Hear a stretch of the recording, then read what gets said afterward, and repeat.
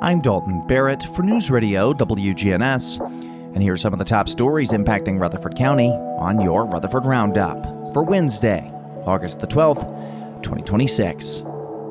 Two teenagers are recovering after a shooting Monday evening at a Murfreesboro apartment complex.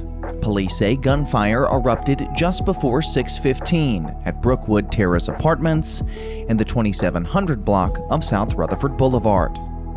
Investigators say an 18-year-old man was shot in the upper back, while a 19-year-old woman was grazed by a bullet near her neck.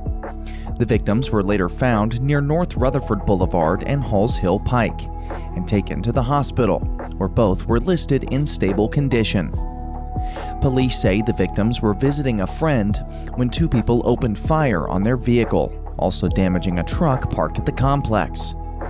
Detectives are reviewing surveillance video and interviewing tenants. Anyone with information can call Detective Aaron Cooperman at 629-201-5656. Meanwhile, Tennessee faith leaders are urging Governor Bill Lee to stop Thursday's scheduled execution of death row inmate Darryl Hines. The group delivered a petition at the state capitol, citing concerns after officials were unable to establish an IV line during the attempted May execution of Tony Carruthers. Hines was sentenced to death for the 1985 murder of Catherine Jean Jenkins. Her daughter, Melissa Jenkins, says the execution represents justice for her family, while opponents continue raising concerns about Tennessee's execution process. Lee has previously said he does not plan to intervene.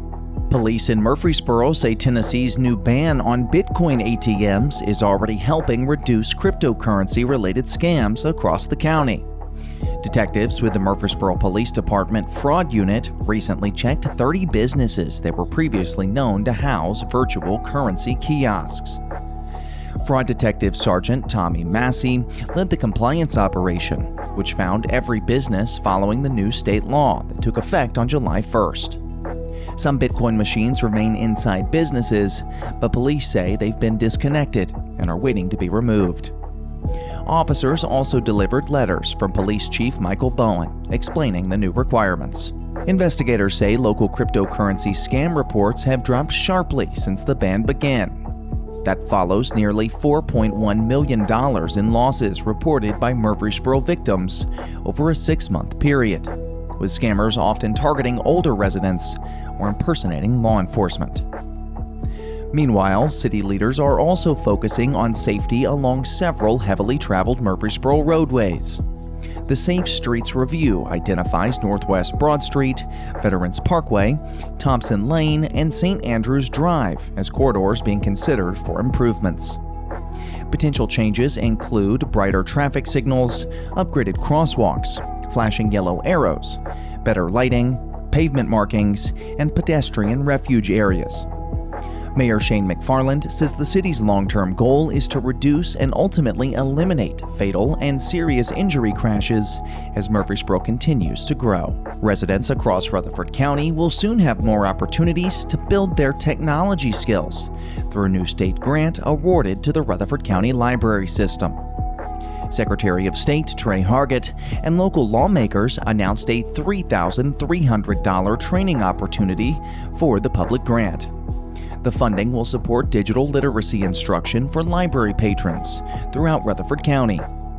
State Representative Brian Terry, Tim Rudd, Charlie Baum, Mike Sparks, and Robert Stevens, along with Senator Shane Reeves, say the program will help residents gain skills needed for everyday technology use, employment, and lifelong learning. The local award is part of nearly $297,000 being distributed to 49 public libraries across the state. Meanwhile, communities including Murfreesboro and Smyrna could also benefit from a separate state program aimed at increasing tree coverage in growing urban and suburban areas. The Tennessee Department of Agriculture is accepting applications for grants ranging from $500 to $20,000 for community tree planting projects. State Forester Heather Slayton says expanding urban forest can help reduce heat, improve air quality, and manage stormwater. The program could especially be relevant in rapidly growing Rutherford County, where development has increased pressure on natural areas. Applications are due by 5 p.m. Central on Friday, September the 4th. That's all for now. For updates on these, as well as many more local news stories, you can check out our website, wgnsradio.com. You can also follow us on social media at News Radio WGNS on Facebook, as well as X.